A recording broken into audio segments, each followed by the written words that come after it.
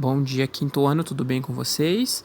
Eu espero que todos estejam bem. Hoje o professor Rafael vai explicar uma atividade de História e Geografia que vai ajudar como revisão de uma prova que nós iremos fazer a semana que vem, que é uma prova da prefeitura, tá bom?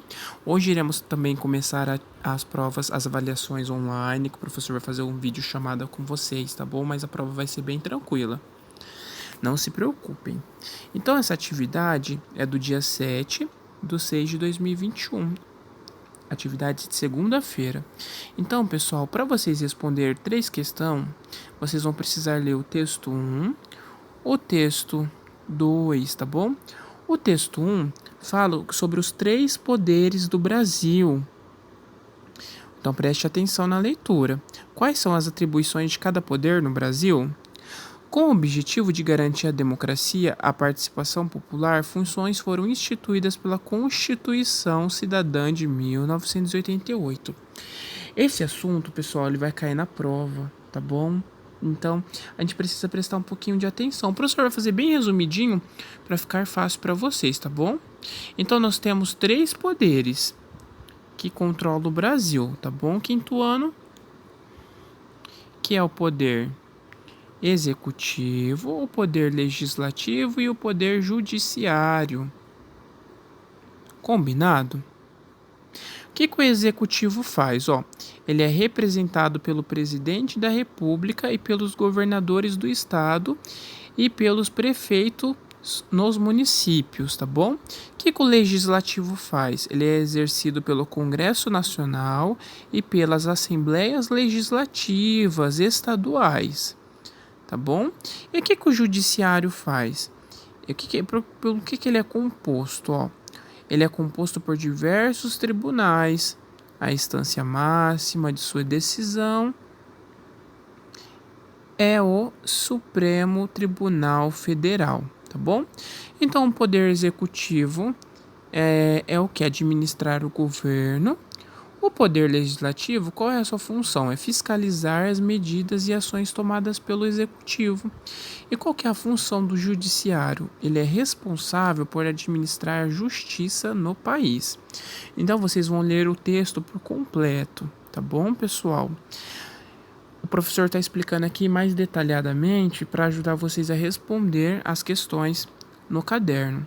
Aqui nesse texto 2, nós iremos falar sobre urbanização no Brasil e o êxito rural, tá bom? Vocês vão ler este texto, tá bom? Que o professor vai enviar para vocês. E agora aqui no vídeo, o professor vai explicar esse desenho aqui que vai ajudar vocês também a entender o texto. Combinado? Então vamos lá, pessoal, o professor vai começar aqui com vocês. Urbanização no Brasil e êxodo rural. Urbanização é o crescimento das cidades. Olha só então. Quando eu penso no urbano, urbanos são cidades, não é verdade? Então a urbanização nada mais é do que o crescimento da cidade, tanto em população quanto em extensão territorial. Nossa, professor, o que é extensão territorial? É quando, por exemplo, a cidade começa a aumentar, começa a surgir bairros novos, novas empresas ao redor da cidade. Então, essa que é a extensão territorial, tá bom? É o processo em que o espaço rural transforma-se em espaço urbano, com a consequente migração populacional do tipo campo-cidade, que, quando ocorre de forma intensa e acelerada, é chamada de êxodo rural.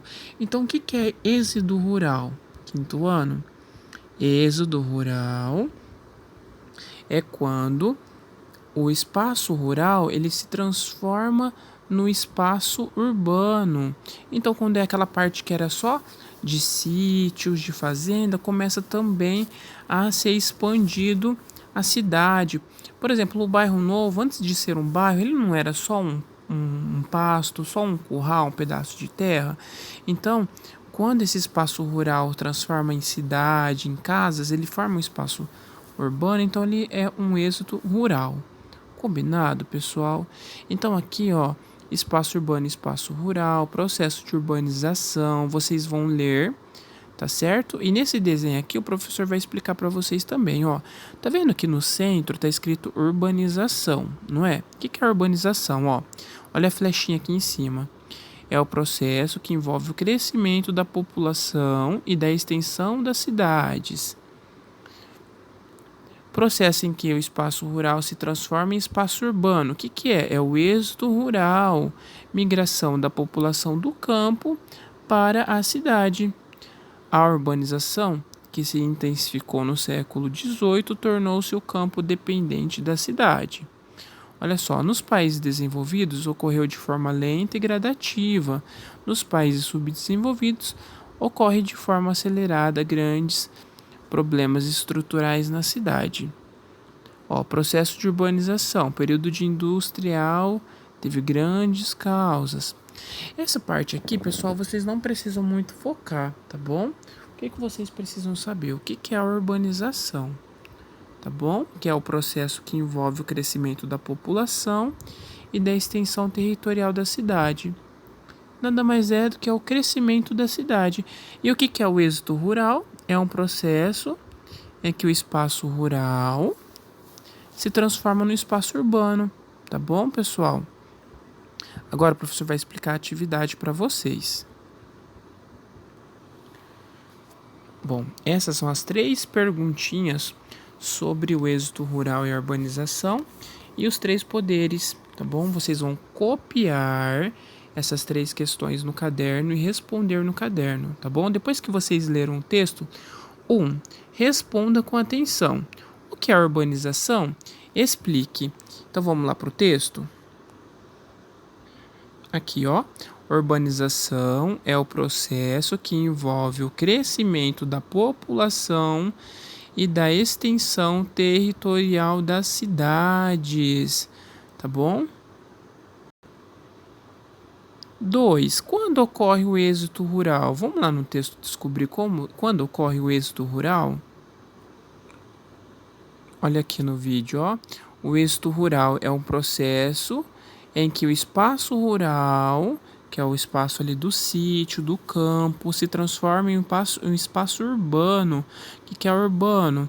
Tem casas, por exemplo, ruas asfaltadas, tá bom? Esse é o êxodo rural. E quando há a migração da população do campo para a cidade, tá certo? O pessoal não é mais do campo, agora eles começam a ser da cidade. Ó, a 3 está falando assim, sobre o texto dos 3 poderes. Complete as frases de acordo com o texto. A. O poder executivo é representado pelo... Vamos lá então no texto? Ó, aqui no texto. O poder executivo pelo presidente da República e pelos governadores do estado. E pelos prefeitos nos municípios. Então vocês vão completar o que está faltando lá naquele espaço. B. O poder legislativo é representado pelo... Ó, agora o poder legislativo, ó, é representado pelo Congresso Nacional e pelas Assembleias Legislativas Estaduais. Combinado, pessoal? Agora, a letra C. O poder judiciário é composto por diversos... Vamos lá, então. Ó, o poder judiciário é composto por diversos tribunais. Então, é o que vocês vão estar completando lá na atividade. Combinado, pessoal? Qualquer dúvida, só chamar o professor. Uma ótima manhã a todos.